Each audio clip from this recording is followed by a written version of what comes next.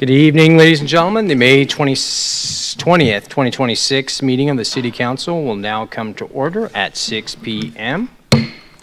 Winnie, may we have roll call, please? Jessica Ayers. Here. Nick Card. Here. Kevin Keating. Here. Mike Kurlinger. Here. John Quinn. Here. Zach Smith. Here. Kevin Stein. And Garrett West. Here. We have 7 present. All right, thank you. We have a quorum. Agenda item 20, City Manager reports.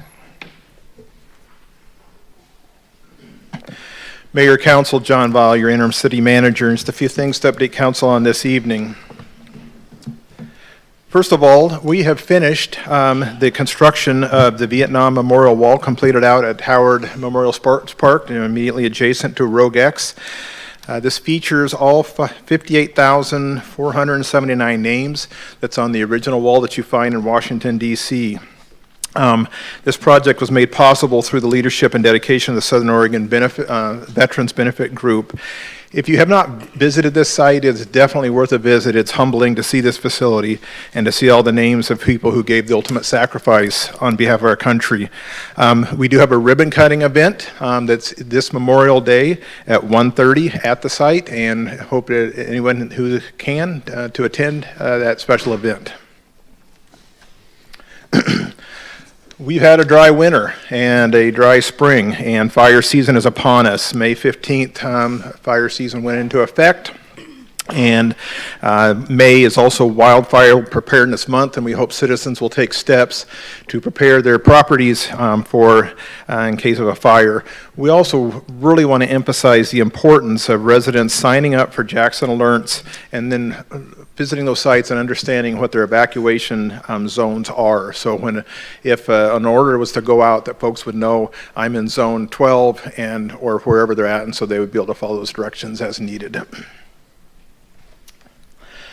Public Works is completing a project right now that many of you may have seen on Ashland Avenue between 9th and Smith Streets.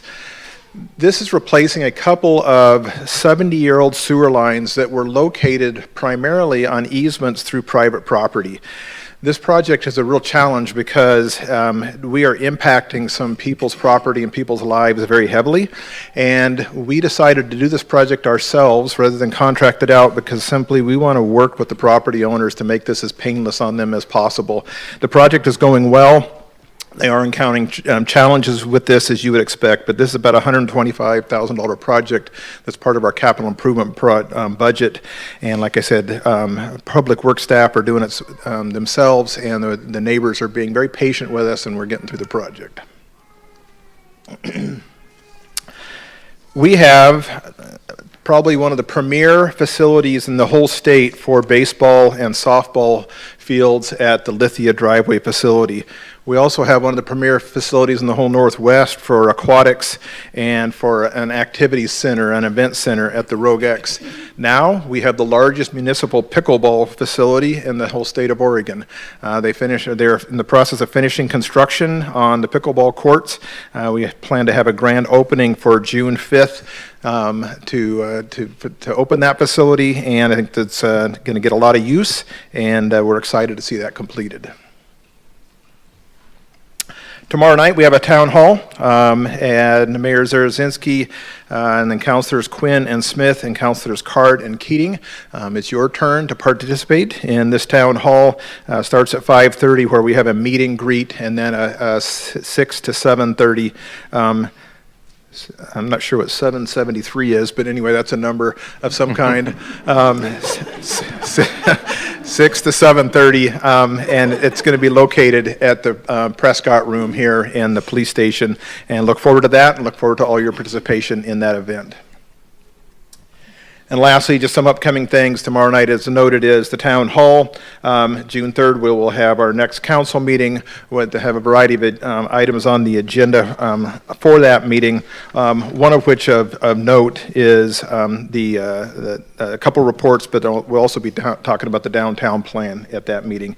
And then on June 10th, we have the study session. So just updates. Take any questions that you might have. Any questions? Thank you. Recognitions community group reports. Can Kick it off with 30.1. Human Resources Director Bonnie Barish is here to recognize the employee of the quarter.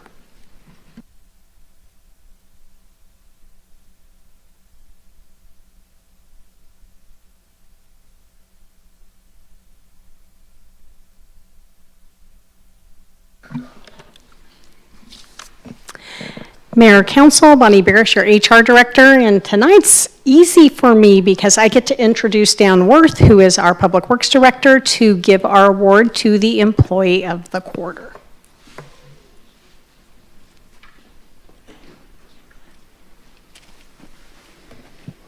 Good evening, Mayor and Council. Dan Worth, Public Works Director. Tonight we are going to honor a gentleman by the name of Ed Sturdivant. Ed, raise your hand. And he is accompanied by his wife, Gia, who is here to celebrate alongside of us. Ed is one of those employees who has an extremely important job that no one's ever heard of. He doesn't even work in Medford, believe it or not. He works 5 miles out of town at the water reclamation facility. He is the operations manager.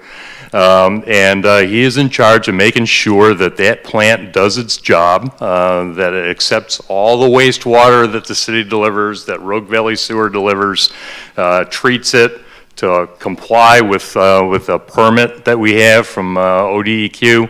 And it's 24/7. That plant is operating every minute of every day. Ed's not there every minute of every day, but his team is. And he's responsible for what they do, for the training they have, for how they keep that thing operating. And the fact that nobody's aware of what Ed does out there is a good thing. Because if you became aware, that would mean that something bad has happened, that we're releasing bad water into the Rogue River, that we're creating a public health risk, that we're getting thousands of dollars of fines a day for violating our permit. And that doesn't happen, that hasn't happened, and that's to Ed's credit largely. I also want to point out that Ed's been doing this for a long time. Coming up shortly on the 1st of July, I personally will be celebrating my 1-year anniversary of working with the city. Ed will be celebrating his 25-year anniversary of working with the city. So he's been doing this, he's been protecting the public health in the Rogue River and taking care of the city for a long time. But the reason that, more than anything else, that he's here to be honored as the employee of the quarter is because he kind of elevated his game and accomplished some seriously important stuff over the last 3 months. We had a little situation down at the reclamation plant, and I'm not going to go into a lot of details, but we've got one step of the process that involves 5 very large, very specialized pumps. And back in, I think it was November, we found that 2 of them weren't working. So we had to pull them out, ship them off to a vendor. The vendor had to fabricate parts, order parts, put the things back together. We still don't have them back. I talked to you about long lead time items. Specialized pumps are a long lead time item. So we found ourselves in a situation where we were going into our busiest time of the year, winter, when it rains, and the flows can be twice the normal level. We still got to operate the plant, and we got to operate the plant at basically 60% capacity. And there's some workarounds. There's some things that we can do on a short-term basis to accommodate the fact that we have increased flows. We brought in some portable pumps to pick up some of the slack. But it really was a very complex set of procedures that Ed had to develop and put in place to make sure that we could rise to the occasion and meet all the flow demands that we ran across during the course of the winter while we were missing 40% of our pump capacity. And he did that. He and his team did that, and I really want to emphasize the team. I had the opportunity to go and sit in a meeting, an all-staff meeting at the plant back in the fall when Ed had put together his plan for how he was going to address this, how he was going to handle it, what the operating parameters were going to be, and he had the whole team there, and he wasn't telling them what we're going to do. He was going through the process, what could happen, and he was getting them to tell him what they were going to do. If this happens, what step do you take? And every one of the employees that were in that group was contributing to that discussion. They knew how to operate that plant. They knew how to address the bad situations that can happen. They had it down, and that's because he'd been preparing them for years. They knew what to do. They knew how to respond, and he was just fine-tuning it. He was making sure everybody was pulling together, everybody had the same level of knowledge, everybody was ready to go, and over the last, 4 or 5 months now, it's been executed flawlessly. So it was a team effort, but I got to give a lot of the credit to the team leader that pulled it all together and prepared him to do it and then executed it. So that's why he's Employee of the Quarter. And just as I finish up, I want to point out that the challenge is we're going to get those pumps back, it looks like in the very near future now. But very soon, Ed is going to start a 2+ year process of keeping that plant running while we perform open heart surgery on it as we execute the project that I've been up here talking to you about. So he's gonna find other opportunities to rise to the challenge and do great things for the city. But we're recognizing him for what's happening over the last 3 months, and I just want to thank him for that, and thank you for giving us the opportunity to recognize him.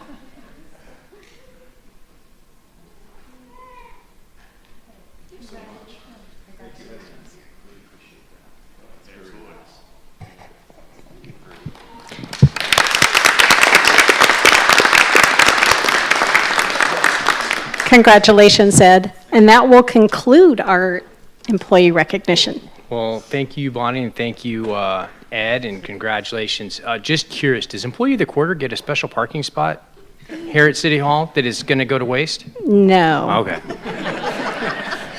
They get all kinds of other goodies, though, so that's fun. that's good. We'll get you a front row spot at the plant. It'll be perfect.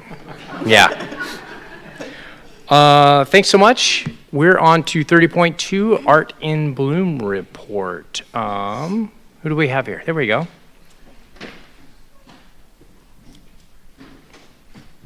Yes, Cindy. Sorry. All right. Well, I haven't done this before, so bear with me. But Art in Bloom, we had our 21st year this year. We want to thank the city for its continued support. It was a perfect weekend, so if it didn't go well, we couldn't blame it on the weather, but it went really well. We had over 15,000 people attended, and it was just a good, solid event. Art in Bloom, we do Art in Bloom for the community, to pull the community together. It's a nonprofit, it's not a for-profit event. So for us, we like to see all the people gather together for Mother's Day. So Art in Bloom, this year we had a new addition. We added a youth entrepreneur section, which we're going to build on that all year long with that. And we had 13 youth between the age of 10 and 17 come with a product that they had created, and they sold it. They sold their items, or they talked about their business. Several of them did landscape business. We had a little girl that was 10 that did hint of Thai, and she had a Thai sauce that she had developed, and she did a basket, and she was amazing because she talked about her thing to all the people that came up, and then her mom was going to contribute, and she went, "I've got this." And I thought, oh, good. So anyway, we had we put over $7,000 back into the nonprofits. So we support Walking Tall, which is a mentoring of young men by men of the community into skills. So they all year create items that they bring to Art and Bloom to sell to help support they do a summer camp and some other things that the kids do. We did life art, which was graffiti, but now they've moved into painting pictures and doing some of your murals around town. We have a kids creation area. Kids come and create items for Mom Free. So we had 12 booths from the community that people came in and brought the items. They came and made items for Mom and Dad. What else did we do? We had a stage. The stage, over 500 youth performed on the stage in dance and karate and gymnastics. So we always like that piece of the puzzle. I went to Downtown Merchants.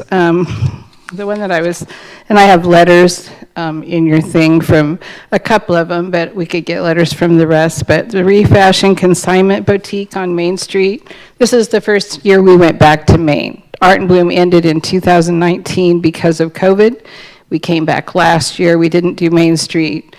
They wanted us to do Maine, so we expanded into Maine, and the boutique said it was their highest selling time of 3 years that they've been downtown Medford.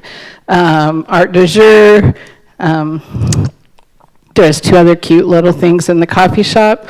All of those businesses told me they had their highest sales of the year, including Christmas downtown. So Art and Bloom brings people from out of the area to downtown that probably may never have come downtown, but can find something. You have some really cute little shops coming in down there, so they come and they see a shop that hopefully they'll come back for. We don't do very many food concessions because we try to bring people into the food vendors, restaurants in the area, the Japanese restaurant by the Criterion, so they did really well.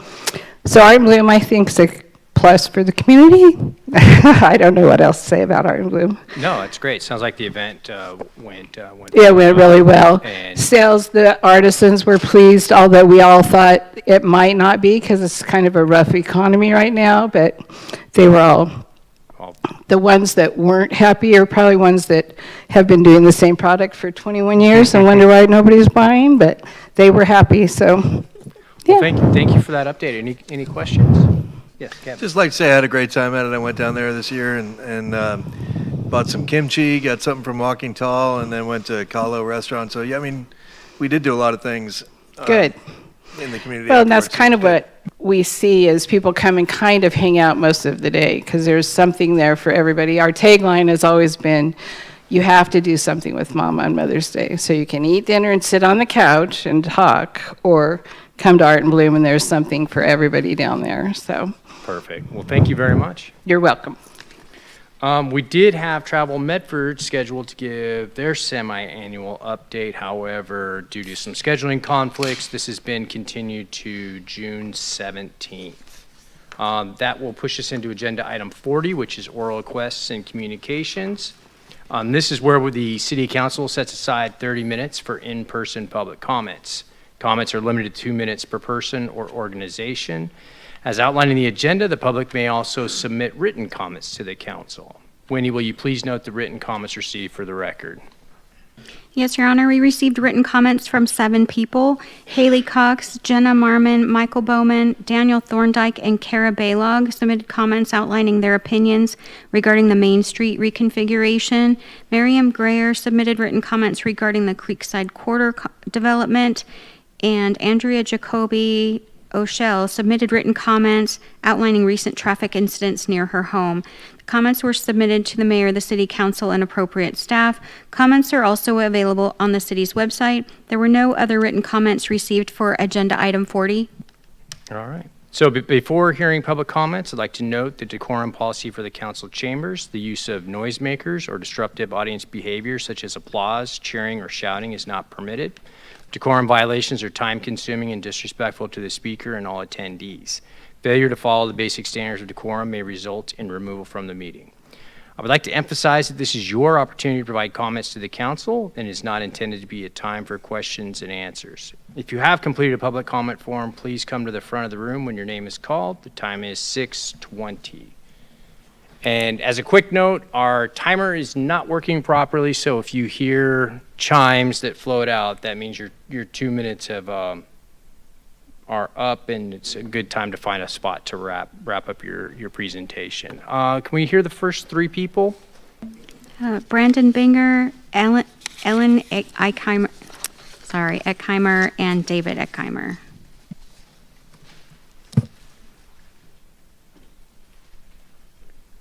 Yep, go ahead and come on up, introduce yourself, and share what you have.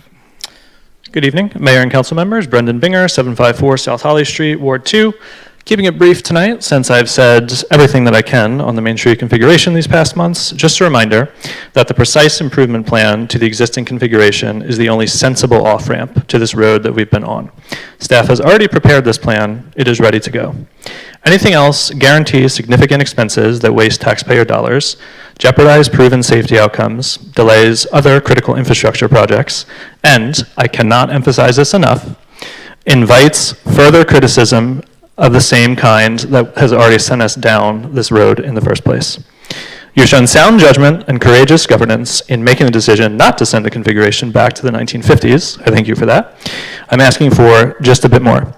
Vote to iteratively improve on the infrastructure we already have, which has already proven itself.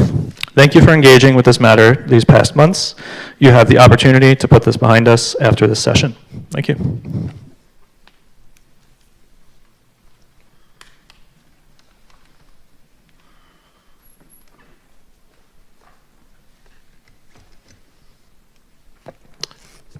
Hello, my name is Dave Eichhammer.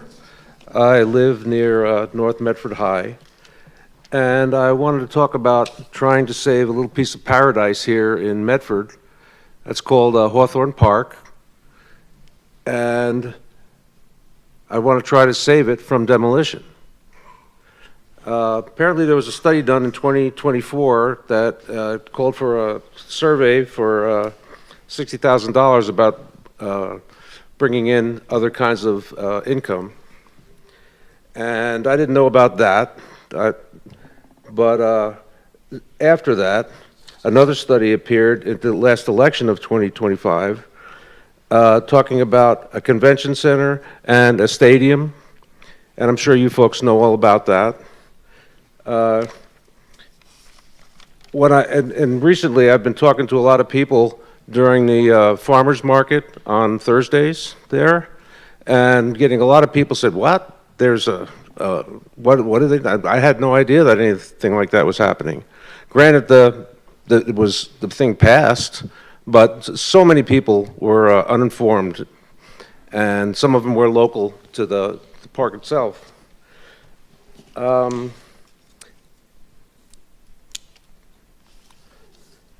It seems like there's been little talk since the last election about the stadium.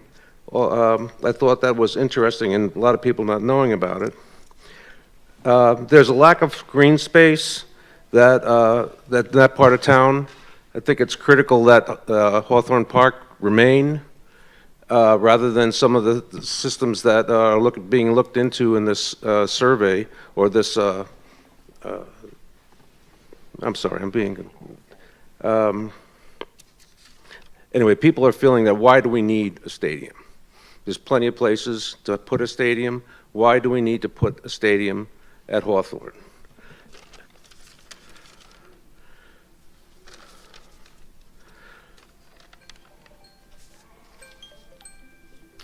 All right, I'm a little mixed up about it, but that's granted, okay.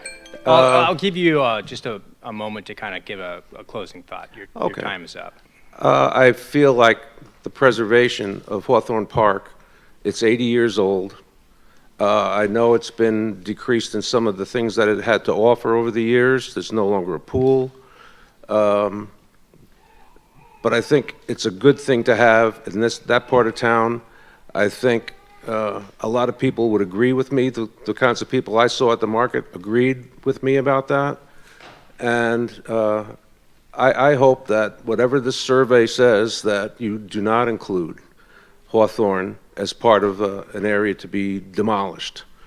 I don't think I called it a piece of paradise, and I wouldn't want, like the old song says, that they pave paradise and put up a parking lot. We'll give you that for your last word. Thank you. It was good timing. I really worked on that. Yeah, nailed it. I'm waiting for someone to come up and sing that part of it, though. It's kind of hard just to say it, you know what I mean? You got to get the melody. My name is Ellen Eichhammer, and I live with that guy over there. And I'm here because we have some petitions that we've been collecting. So we've talked to almost 400 people. And what he said, people believe that the park should remain a park. When I look at it today, hearing about fire season starting, you know what? It is a great evacuation spot if there ever was a fire downtown or racing through our town like we've seen in other rural Oregon towns. I also came to my attention by a number of people with a lot of questions that people, in looking at the measure, we voted to increase transient taxes. Nobody voted to have a stadium in our city and to spend our money to promote that stadium and to bring that to life without conferring with the people who actually live wherever the stadium's going to go and affect their daily life in the city. So the other thing I found out was, and talking about the marketing for the stadium in particular, that two of our counselors formed a political action committee to promote the stadium. And I understand that's legal and they can do that as long as they are not getting personal profit out of it. So my question for the counselors is, how do you divide your efforts when you're actually being given a lot of money to promote something with your efforts to represent the people in your ward and in this city who live here, who are not tourists, who will be affected by that tourist attraction that you're trying to draw forward? And in particular, how is that going to affect our taxes for police, extra security, the neighborhoods in that area, traffic, which is the nightmare to get from our exit to especially that downtown area. And reading over the study, it did include potential economic input, but it didn't include any downsides. It didn't include any under impact. It only talked about how much potential money could be with the stadium. It didn't include any impacts to the people who live near in the surrounding neighborhoods of the stadium or people who are losing their neighborhood park. Perfect. So we're right at the spot for your final word here. Okay. So those are questions I had for the council. I know we're meeting again tomorrow night in a town hall, and I'm hoping some people will speak about that and help us to answer people's questions. Thank you. Thank you. Who do I give these to? You can give this Winnie down there. After she calls the next three. Up next is Annie Jenkins, Logan Bell, and Abigail Schilling.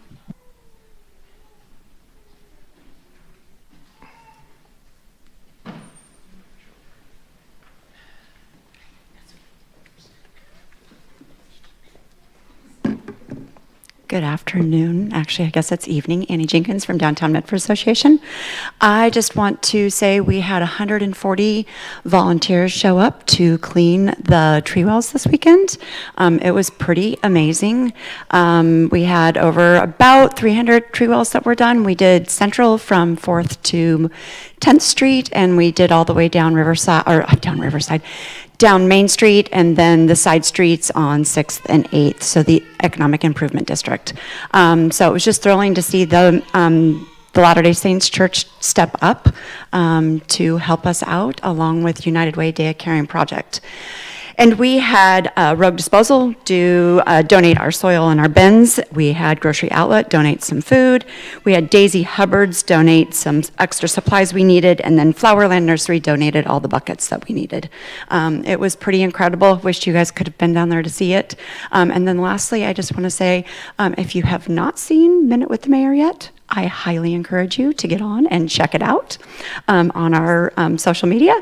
It's pretty remarkable, and you will continue to see those on, I believe, Mondays. That's all I have. Yeah, we're trying to find one person in downtown who's ever heard of the mayor. Did he pay you to That's the say goal. that? It's kind of a reverse Where's Waldo, actually, where Waldo is out searching for people. It's been a little bit of it. No, it's great. Yeah, so Annie, in conjunction with Lithia, we've been spending some time in downtown, and we've been having a lot of fun with it. It's been good, so. I don't know if I'm the best subject matter or whatever you call it, personality for He's this. a great personality. You will be surprised We'll at see. what comes out of the mayor. Yeah, CGI when is he's on pretty film. amazing. CGI is something. He's done a great job, so thank you very much. Thanks, Annie. Good evening. Is this on? Good evening, Mayor and councilors. My name is Logan Bell, and I am a resident of Ward 1. I'm here to speak about everyone's favorite subject, the bike lane. I think we should be clear about a few things that you all are going to be voting on concerning ratifying the removal of the bike lane. One, what you'll be voting for you'll be voting to put bicycles back mixed into traffic. You're voting to push bicycles back onto sidewalks. You're voting to turn Main Street into a parking lot on a corridor the city's own TSAP calls a high injury network. You're voting for higher speeds. You're voting to make Main Street less safe. You're voting to spend $1.2 million to remove a protected bike lane that already exists. You're voting to postpone other safety work until next year to pay for this. You're voting to pay back roughly $500,000 in free grant money. You're voting against your own transportation system plan. You're voting against the Transportation Safety Action Plan. You are voting without answering whether option 2A is consistent with your adopted TSP. Finally, you are voting on a design the public never saw. It was not in the 4 alternatives. It was not in the survey. It was not at the open houses. So I would encourage you to vote no tonight, and also leave Hawthorne Park alone. Okay.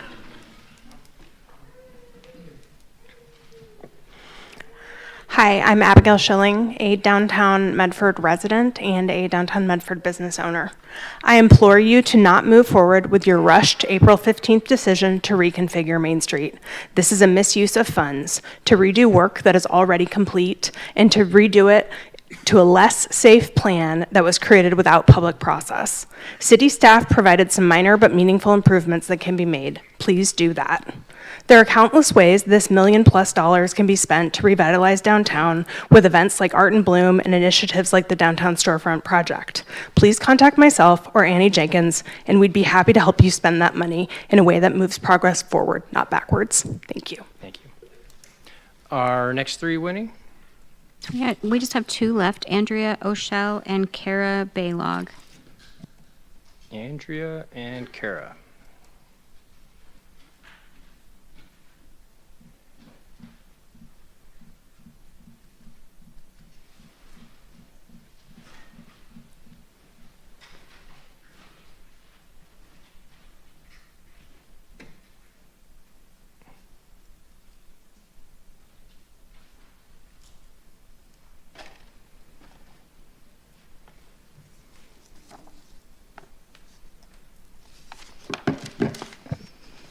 Thank you, Council. I apologize for Leland. He's been the chatty one. But thank you for your time. My name is Andrea, and I'm here with some of my neighbors and my son Leland. Earlier today, I submitted a public comment, but I wanted to speak in person to underscore how important this issue is, not just to me, but to our neighborhood and our community. I live on Willamette Avenue between Main Street and Siskiyou Boulevard, where it dead ends into the Greenway. My friends and neighbors that are here today just live a block down from me on the corner of 10th, and they lost their beloved cat to someone driving recklessly. I'm sure you are familiar with Willamette Avenue. It is a high-traffic street that dead ends into the Greenway, yet there are no crosswalks, no pedestrian signage, and very little infrastructure to discourage speeding. Honestly, the only thing that seems to slow drivers down are the flocks of wild turkeys that cross the road. Over the years, my husband, a federal employee and engine captain and wildland firefighter, and I have lived on Willamette Avenue. We have seen and heard increasing problems with drivers and motorcyclists treating it like a drag strip. Speeding, squealing tires, and burnouts late at night. There's even tire marks on Willamette Avenue at 9th. You can drive by and see them this evening if you'd like. It has become dangerous for families, children, pets, and pedestrians. This is unacceptable and it is preventable. I urge the council to prioritize and expedite permanent traffic calming measures on Willamette Avenue, not just the speed van. This would include marked crosswalks, speed bumps, or speed tables. I'd like to highlight Eagle Mill Road in Ashland. They have some really nice speed tables over there that don't really slow down traffic, and fire trucks and things can still go through. And so I think that would be a good solution. But other pedestrian warning signage would be a great start as well.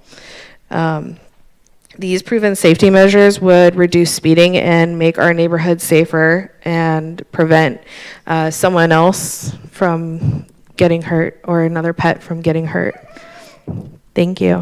Thank you.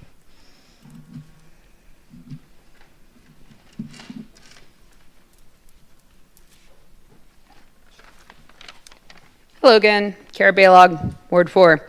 About option 2A, just please don't do it. Retain the protected bike lane. Bikes are everywhere and they're increasing in numbers, both because of the weather and just over time. And it makes sense with gas going at $5 a gallon. Wouldn't be surprised if it makes it to $6. And the citizens of Medford, along with the rest of Jackson County, just voting to continue the funding for RVTD.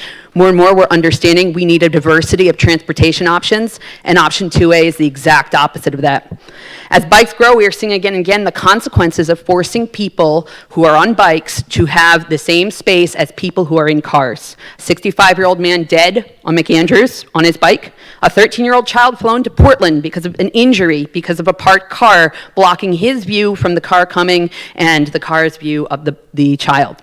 These aren't necessarily malicious drivers, and they aren't even necessarily negligent. This is the consequence of bad urban and suburban design. Paint will not save us from a parked car suddenly opening their door. It will not save us from a driver slightly miscalculating. Not a single Medford citizen has voted for this. They didn't vote on the $1.2 million price tag you are burdening us with. They did not vote for more injured and possibly dead people on bikes. This is you. We had a public comment session, but I want you to consider the fact that the people who have the free time and transportation to attend these meetings, people like myself, are the very people who are not dependent on bikes to get around. We are on the Main Street bike path 1 to 2 times a week. We see young professionals, families with kids, older people, and occasionally a person in spandex. I did not see those people at the community session, and why would I? Even this agenda item was buried away. I learned about it from a Facebook post today. Anyone with a normal 9-to-5 job, like I have, has to get home, make food for their family, and somehow get here. It's a rush. But I keep showing up. I am the tip of the iceberg. There are other people. About a month ago on the bike path, we met with somebody at the cafe we like to go to on the way to the Children's Museum, and I was complaining about this situation. She had no idea. I was complaining that my 1 to 2 times a week downtown was not going to work anymore. She uses it every day for work. I want you to consider the disruption of lives you are making to people who don't even know what's going on. And when there's the first injury or mortality, assuming it's not myself, I will be back here to look each one of you in the eye and ask you if it was worth it. Thank you. All right. We are on approval or correction of the May 6, 2026 minutes. I don't know why I rush by that every time. Okay, you've all received the draft minutes from the aforementioned meeting. Does anyone have any revisions or corrections to those minutes? Excellent. The minutes will stand as submitted. Agenda item 60, consent calendar. There are 3 items on the consent calendar tonight. Mr. Mitten. Thank you, Your Honor. Item 60.1 is Council Bill 2026-34, an ordinance approving and authorizing execution of a contract in the amount of $374,727 with T3 Electrical and Construction, Inc. to perform school zone improvements at locations surrounding 6 schools throughout Medford.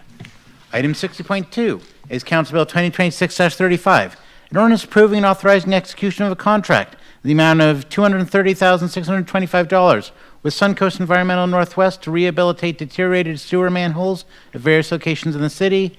And item 60.3 is a resolution of the City of Medford, Oregon, authorizing the issuance, sale, execution, and delivery of sewer revenue bonds from time to time in one or more series in an aggregate principal amount not to exceed $55 million for the purposes of financing all or a portion of the additional costs of water reclamation system improvements and paying costs of issuance related thereto, authorizing the execution and delivery of financing legal and disclosure documents, designating authorized representatives and delegating authority, and providing for publication of notice and related matters. It's got to be like the worst title I've ever heard. I thought it was fun. Thank you very much. I will entertain a motion to approve the consent calendar. I move to approve the consent calendar. Second.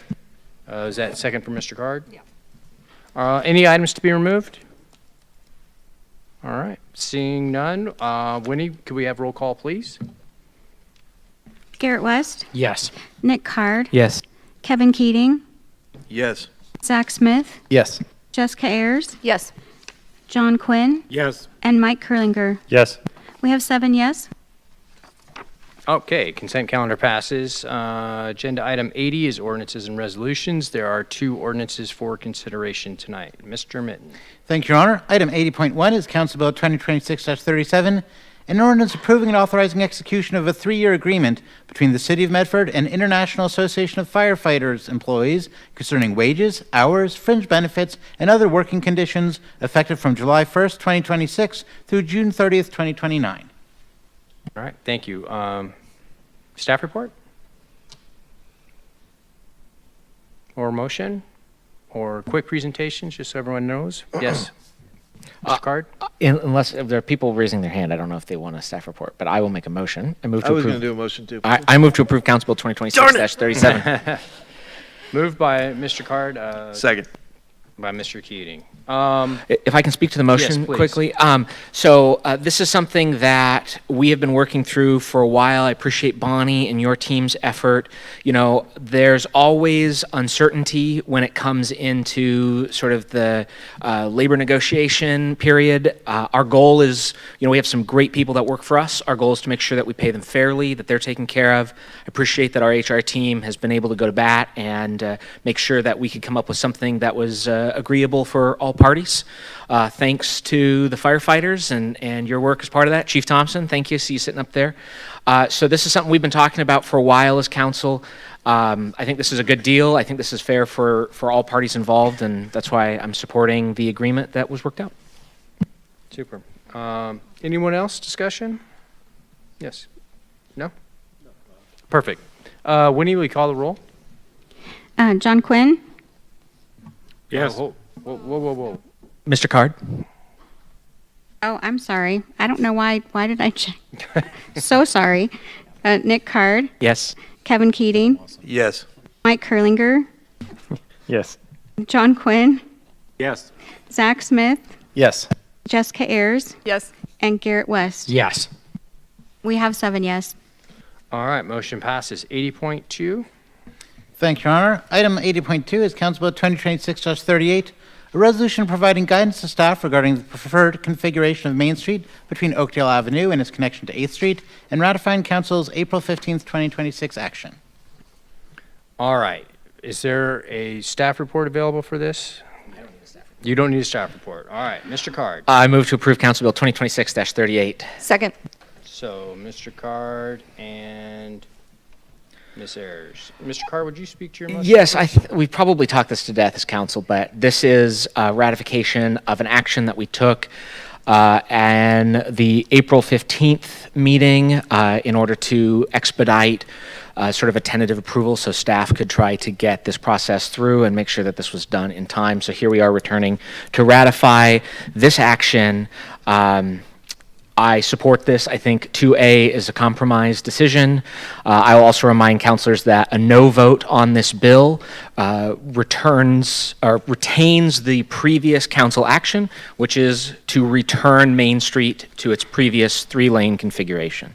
And so the fact that we can get extra parking, we can get a bike lane, we are able to reduce it to 2 lanes of travel, smaller lanes. It's going to help make it safer, lower speeds. To me, this is a good compromise decision, and I hope council will continue to support this. Thank you. Anyone else? Mr. Keating? I do have a question about that. Did we pass this in two bills, one rescinding the previous configuration and one creating this new one? We'll get an official opinion here, or official explanation, excuse me. Mayor and Council, Eric Mitten, your city attorney, happy to talk about the process here. Any questions about transportation? I'm going to phone a friend to Dan Worth. So at the April 15th meeting, there was a motion to rescind the previous decision and direct a new decision. Two actions in a single motion, but because you need a resolution to undo a resolution, this ratifies this. So there's two separate things going on here. One is pulling back the prior decision to move to 3 lanes, and then also directing staff to go to option 2A going forward. Does that answer your question? So Councilor Card is correct that it would go back to the original 3-lane. So if this is voted down, then the resolution from January stating that there will be 3 lanes and no bike lane would be the existing direction to council. Thank you. Existing direction to staff. Yes, Mr. Kerlinger. You might have stolen my thunder a little bit, but we've heard a lot of commentary regarding please stay this decision, this isn't what we want, and I want to make it really clear for anyone who's still listening who may care. Not this body, whether I like it, dislike it, you like it, doesn't matter. This body already decided to revert back to 3 lanes. That is the official direction if this is not ratified. So by opposing this motion, I would tangentially be supporting a 3-lane configuration, which everybody knows I've never supported. So I will somewhat reluctantly support this motion unless there is an appetite for making them 30-degree parking spots, adding 17 instead of 40, and keeping a buffered bike lane. I literally see John's head spinning as he's trying to contemplate how could he put something like that together in time to do anything. I can with make it. Eric do it. For some people feel that this has been, no, not that part. They feel it's been not discussed well, or it came out of nowhere. This was discussed a lot, and this option was discussed ad nauseum multiple times. So I realize it was a bit of a last-minute audible from the direction we've taken, but this is not some brand-new idea that had not been vetted prior to 2 weeks ago.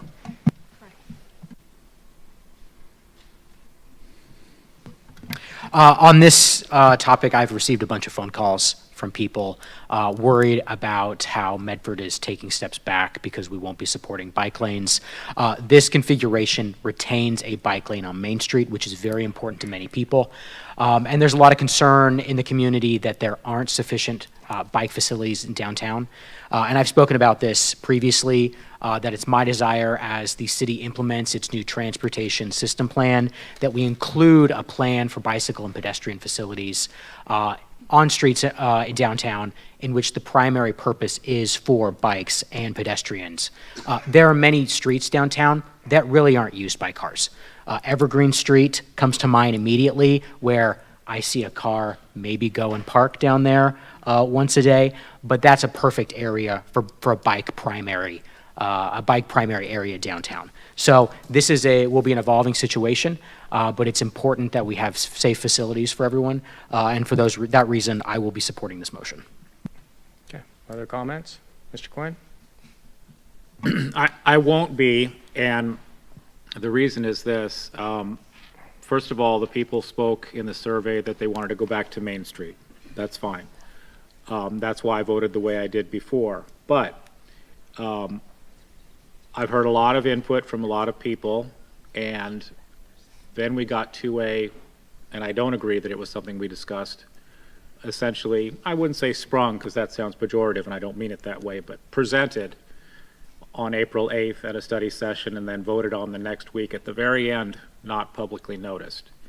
And we have both the people who want to put Main Street back to the way it was before, opposing it. We have people who are interested in a stronger bike lane, opposing it. We have people in downtown businesses thinking parking is a good idea. Many people may feel that way too. But the way it's been handled, I can't support it. I'm not necessarily saying I'd absolutely insist on going back to Main Street as 3 lanes. I'm not saying that I wouldn't. But what I am saying is what we're doing today is too quick, and we haven't had a chance to hear from the public the way we need to.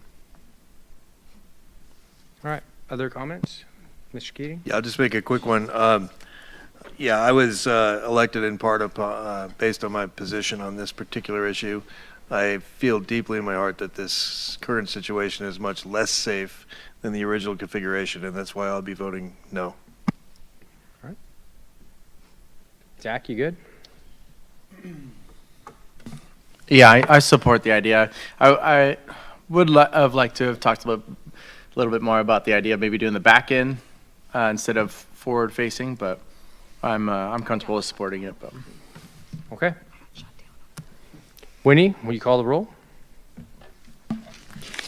Nick Card? yes. Jessica Ayers? Yes. Kevin Keating? No. John Quinn? No. Garrett West? Yes. Zach Smith? Yes. And Mike Kurlinger? Yes. We have 5 yes and 2 no. Second reading? No, this is a resolution? Sorry, this is a resolution, so we don't need a second reading. It passes. Well, there you go. Thank you. Okay, agenda item 90, public hearings. Before beginning the public hearing, I'd like to remind everyone that the rules of decorum previously outlined are still applicable. Violation of decorum policy may result in your removal from chambers. This evening, we have 1 administrative hearing. For administrative hearings, comments are limited to 4 minutes per individual, group, or organization. And again, at some point, if you are speaking and you hear random bells originating from the clerk's desk, that's our timer. Again, if you'd like to speak during the hearing, please complete a blue public comment form to be called forward. Agenda item 90.1, Mr. Minton. Thank you, Your Honor. Item 90.1 is Council Bill 2026-39, a resolution adopting the 2026-2027 action plan for the purpose of fulfilling the regulatory requirements of the Community Development Block Grant and Home Investment Partnership programs as required by the U.S. Department of Housing and Urban Development. Great. May we have staff report, please?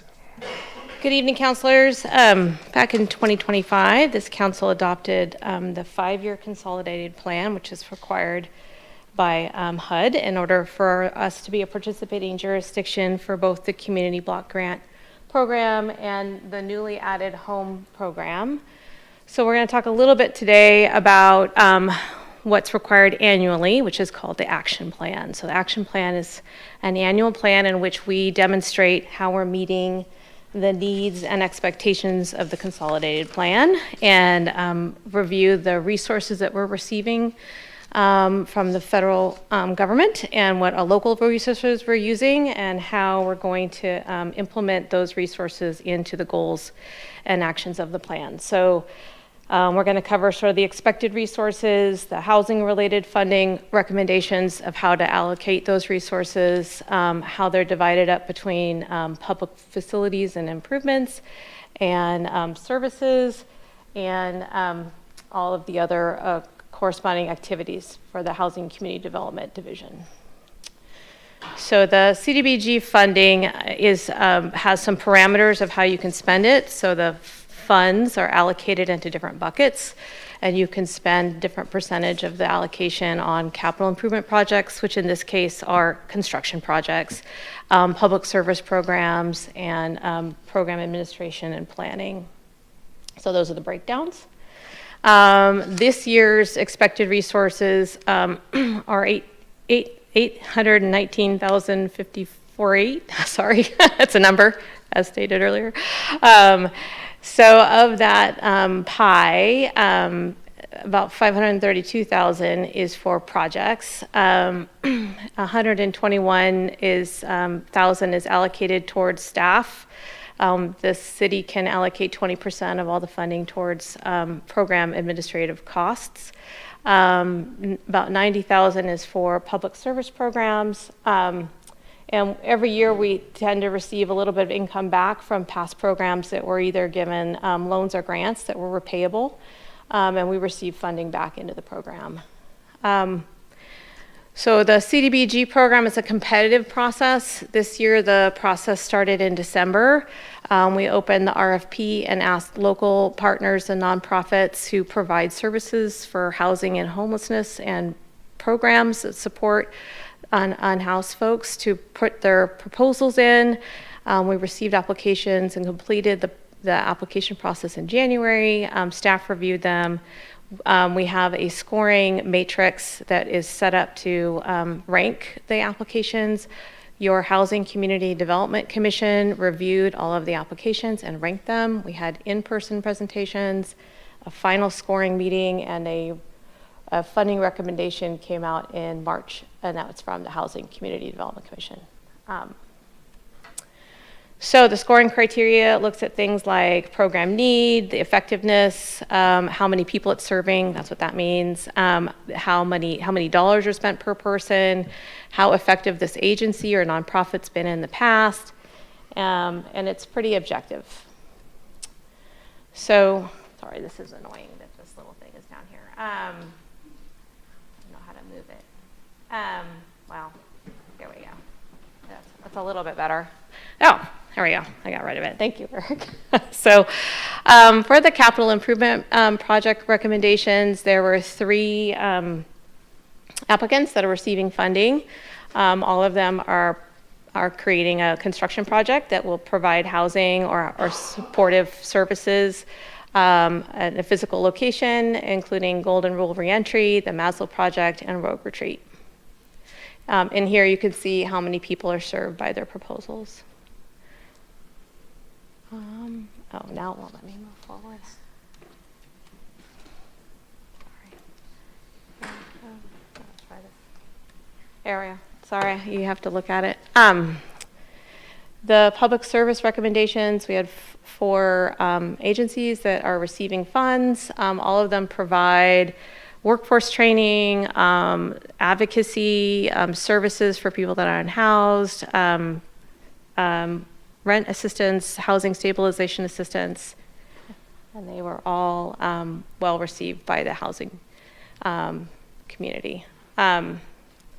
So the other dollar amount that I mentioned was $121,000 that goes to our administration costs, as well as supporting subrecipients, doing education, providing materials online and in person, going to events, holding fairs, so it's just a way for us to be able to reach out to the community.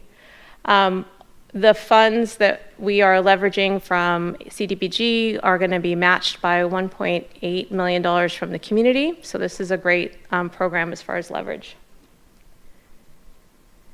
So the second program is the Home Investment Partnership Program. We are new to this program, and we are still working through how the program is going to be implemented, and we are consulting with some of the local agencies that provide services that the home program could support additional services of.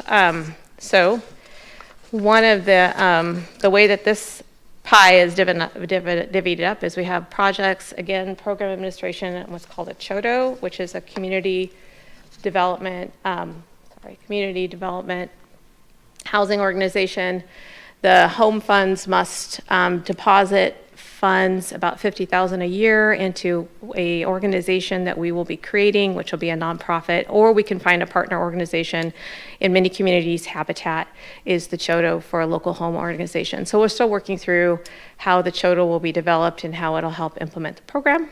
But this is 2 years of income that we've collected, and we will be working on how to spend this income and be coming back to you with an amendment for the annual plan and consolidated plan in the near future to give council the specifics of how we're going to implement home.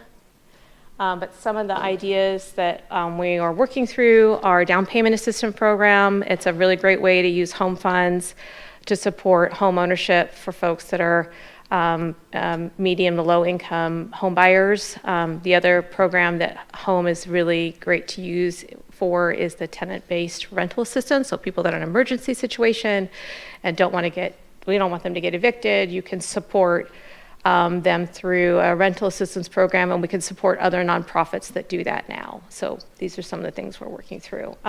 Other programs include homeowner rehab, which we currently have a program supported by Habitat. So this could be a second program with maybe different criteria, and rental rehab programs.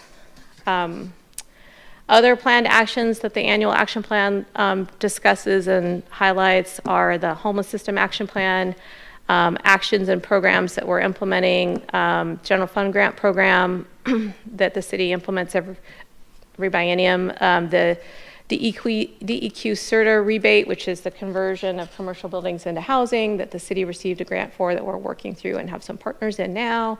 And of course the HOF, the ADU program, the MUPD, the NCLIPD, all your favorites. So basically I think I'm here for any questions, but the motion is for the council to approve or the draft action plan. This public hearing is required by HUD. We received no public comments in the 30-day public comment period. So I think we're good to go, but I'm here for questions. All right, any questions? Yes, Mr. Card. So this is kind of an off-the-cuff question. I understand. And so just as I'm listening to all the great things that we can do with this money, one of the things that sort of I've been percolating through in my head is like, how can we get more creative with the funds that we have? Because especially those funds are going to get more limited. We talked a little bit earlier today about the council community initiative funds. There was an update about that Jessica's going to give us. And it's like, how do we leverage all of this stuff better? I know what we're doing here is this is the HUD requirement and all that kind of stuff. But I guess maybe my question, Michelle, for you at this time is like, are there things that maybe as a council we should be thinking more broadly about as we sort of tackle this and as we think ahead to next year? Big open-ended question for you, but just, how do we make sure that we aren't getting siloed by the agencies that are trying to give us funds and we're actually thinking holistically about our community and how we use this money? Well, I think the council has some goals about looking at surplus property, which is a great opportunity. So not being presented today, but we'll come back to you in the summer as a study session, is looking at some surplus property that could be layered with some of this funding. So using a city-owned property that's no longer going to be serving the purpose that it was brought into the city ownership for, and looking at ways to layer some of these funding sources with a nonprofit partner to build affordable housing or a mixed housing project. So thinking about ways to stack those things up, I think if we're able to get the Opportunity Zone 2.0, that's another layer that could be a huge lift. So looking at ways to put city-owned surplus property, Opportunity Zone, Mura District property, and trying to create this like momentum to really put it together, and then using our home funds to help those properties have clients that have an automatic deposit that they can put into the property. So looking at ways to kind of stack the things together. So we are trying to change maybe our sort of methodology and looking at ways to kind of capitalize on more than one program. Great, thank you. Yeah.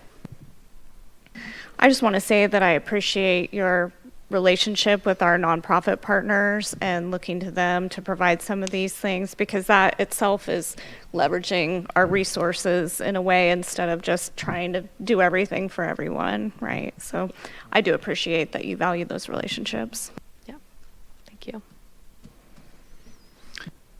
Hey there. Would it be possible to just get a copy of your slide deck on that? Yeah, of course. That'd be great. Yep. Thank you. And we do have a couple of partners here today, just so you know, they're here. Maslow and Golden Rule are here, which is great. They've been really wonderful to work with, and I appreciate that they're here to see it in person. So. Yes, Mr. Carlinger. I see Mary with Maslow. Are we going to do a big dinner? Are we going to come have the first home cooked meal in the kitchen? Openly taking bribes at the diocese. I'll buy a ticket. It's fine. I'll buy a ticket. Great. Other questions? And of course, that is a thoroughly appropriate way to celebrate a partner organization and their new endeavors. Okay. Seeing no further questions at this point, I will open the public hearing. Is there anyone present tonight that would like to speak and has filled out a comment form? No. Anybody want to come speak? Seeing none, I will close the public hearing. and take a motion. Mr. Card. I move to approve the draft 2026-2027 annual action plan. Second. Motion and seconded. Mr. Kernlinger would like to speak to the motion. Yeah, I'm going to support it. I just want to say, I mean, we had a ton of requests, obviously, and most got a lot. Some weren't able to get any. I want to commend the HCDC for, there's no bad requests here, is the thing. There's limited funds. There's no shortage of people who are trying to help the community with them. So to the organizations we're able to support, I commend you. You guys are doing great work. We're excited to support you. So for the people who may not get everything or didn't get something this round, please keep doing what you're doing. Like, don't stop bothering us. There's limited capacity, and we understand you're doing the best you can with what's available. But I appreciate everyone who submitted and everyone who helped get us to this point. Great. Other discussion matters? I will make one point, which when I was back on council and these happened, it'd either be a board that I was on where the organization was receiving money, or my wife's on a couple boards. She is on the board of Maslow. Unfortunately, there is zero financial conflict with that, but I do want to point that out, and I doubt I will have a vote, so bias shouldn't even come into that. However, just want to point it out. Winnie, will you call the roll? Nick Card, Yes. Jessica Ayers, Yes. Mike Kurlinger, Yes. Zach Smith, Yes. Garrett West, Yes. Kevin Keating, Yes. and John Quinn. Yes. We have 7 yes. All right, motion passes. Thank you. We are on to council business. Seeing that I have no proclamations tonight versus the embarrassment of riches from last time, I will turn it over directly to Council President. All right, so we had a packed agenda for council officers, lots of opportunities for counselors to be involved in things. The first thing that we talked about is we're starting City of Medford large employer roundtables, which was apparently my idea. We asked United Strategies to assist us with getting these meetings together, which they've done. The first one's going to be Harry and David, Lithia, and Namas. We're going to do it by sectors, and just kind of talk about some things, things that the city's doing, initiatives, stuff like that. The first one's going to be Monday, June 1st here, and it will be attended by the mayor, Garrett, and I, with the business members and staff. Number 2, June 10th, 12 to 1, we're having an opportunity to tour Possibilities, Kids Unlimited. Debbie is arranging this, and so please let her know if you are interested in touring the new building that's under construction. There's another tour opportunity of the Element Hotel, Wednesday, May 27th from 4 to 5, and Wednesday, June 3rd from 12 to 1. So once again, please let Debbie know if you're interested in participating in any of these opportunities. CCIF funding is coming up, which was already mentioned. Applications are due Friday, June 26th. We're going to have something come to the June council briefing where we can just kind of go over our intentions for these funds and what we want to do. Ryan went ahead and identified some funds no longer needed, which kicked up our dollar amount a little bit thanks to Garrett's recommendation. We were also provided with the funds that were awarded last year, so we can kind of look at that. We'll have a study session on July 8th to discuss these, where we'll have requesters come speak again. And then we will ratify this on August 5th. Next thing, the K-9 Memorial Unveiling. If everybody remembers, we did give some CCIF funds to replace the K-9 Memorial. That's been done ahead of time. It's ready to be installed on the 3rd, and it's going to be unveiled on June 11th at 10 a.m. for anyone that wants to and can participate. And that's it for that. Let's move on to committee reports. Does anybody want to go first? I attended the Vision Implementation Committee a couple weeks ago when Mr. Card was out of the country. We received a wonderful presentation by the Downtown Medford Association about their efforts to assist downtown and the implementation of the downtown plan. And that's all the committee reports from me. Thank you. Anyone else want to go? I have two things, so I just didn't want to keep talking. Nick? I attended the regional wastewater rate committee meeting where we voted on an increase in SDCs, which is consistent with the changes anticipated for the regional wastewater treatment upgrade. So everything is right on course as expected there. Okay, my turn again. So in your packets, Mr. Martin provided us with a blurb that I recommended that he provide from our annual audit. This would be the June 30th, 2025 audit. I attended the audit presentation. I feel like this section of the audit is just a really good overview of what's important. Obviously, you can read the entire audit at your leisure when you want to. But I think just some important things to know. First of all, our annual audit is completed by Baker Tilly. The scope is the GAAS and GAGAS standards, a single audit of federal grant programs, Oregon minimum standards, and reporting that includes audit results and internal controls. The important thing to note is, once again, we did have a unmodified clean opinion on our financial statements. We had no compliance findings for the Oregon minimum standards. Our uniform guidance, we did have one finding. We were a little late reporting on a grant, but that's okay. It's all under control now. And then for the GAGAS internal controls, we had no instances of non-compliance. And I think the most important thing to understand is every year when I attend these audit meetings, our accounting firm cannot say how much they love working with the city of Medford and Ryan's staff, Trevor. The city has actually won an award for this, so they do a really good job. And I have to say, knowing about audits, the city of Medford taking on all that burden and doing such a good job actually saves us money with not having that put on accounting staff. So if anybody has any questions, they can refer to Ryan and not to me. He's here for that. And that's it for that one. Second, I did attend So Ready. We approved the budget. Some hard decisions had to be made, but I have to say that I'm really pleased with the direction that So Ready's leadership is going.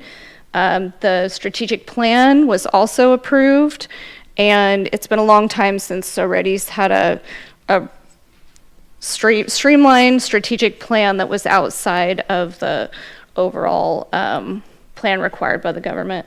So once again, feel free to ask me questions, but I think it's going in a really good direction. So that's it. Thanks.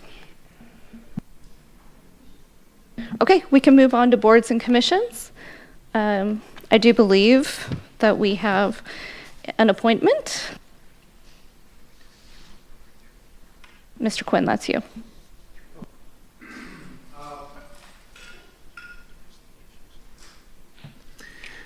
Well, we've had the process of searching for and selecting a new police chief, and I've had the privilege of working with the individual that we selected and actually having him on the stand myself, and he was outstanding, and even my judges complimented him afterwards. And in my line of work, I've had occasion to work with Medford PD fairly often, and they are the best agency, period. And I can think of no one better to maintain that excellence and to lead us into the future than Trevor Arnold, and it's with my great pleasure to appoint him to serve as the Medford Police Department Chief effective June 3, 2026. I'll second that. If needed, I don't know. Well, this is my show. I'm just so used to the mayor doing this. Okay, do we want to discuss this? No. Okay. Overruled. All right, then let's get the roll. Winnie? I'm sorry, was there a second? I second it. Okay, thank you. So John Quinn, Yes. Kevin Keating, Yes. Mike Kurlinger, Yes. Nick Card, Yes. Zach Smith, Yes. Garrett West, Yes. and Jessica Ayers. Yes. We have 7 yes. Thank you. That passes. That was close, Trev. Mr. Vile. I would just add, so on June 3rd, 2026, we will have a swearing-in ceremony for our new police chief. You will have plenty of opportunity to provide comments in recognition of his accomplishment at that meeting. That sounds great. Thank you. I'll just throw it out there, just in case our newly appointed police chief has a few words for the public. He can come down and say something. And by the way, that comes with the job, man. It just unexpected. And while you're on your way, by the way, congratulations and greatly deserved. Thank you, Mayor and Council. Trevor Arnold, your next police chief. Very excited, humbled, and honored to have this opportunity. As a lifelong member of this community, I've been very dedicated to Medford PD and the citizens of this community my entire life. And I'm just very grateful to have this opportunity to work for you guys, to represent the community, to represent the Medford Police Department, and some wonderful things to come in the future. So thank you. Thank you again very much. Thank you, and congratulations, of course.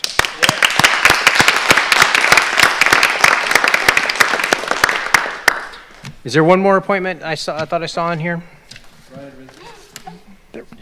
I missed that. All right. So we have a youth position that's expiring on the Parks and Recreation Commission. One application was received for this position, Ryan Risby. The Parks and Recreation Commission recommends reappointing Ryan Risby as the youth member to the Parks and Recreation Commission. So I would like to reappoint Ryan Risby to the youth position on the Parks and Recreation Commission with his term beginning July 1st, 2026 and expiring June 30th, 2027. Second. Just want to do a voice vote. All those in favor? Aye. Aye. All right, that passes. Thank you. Well done. Staff reports, Mr. Vile. Nothing further, Your Honor. Excellent. Anything else for the good of the order from council? All right. We are adjourned at 7:17.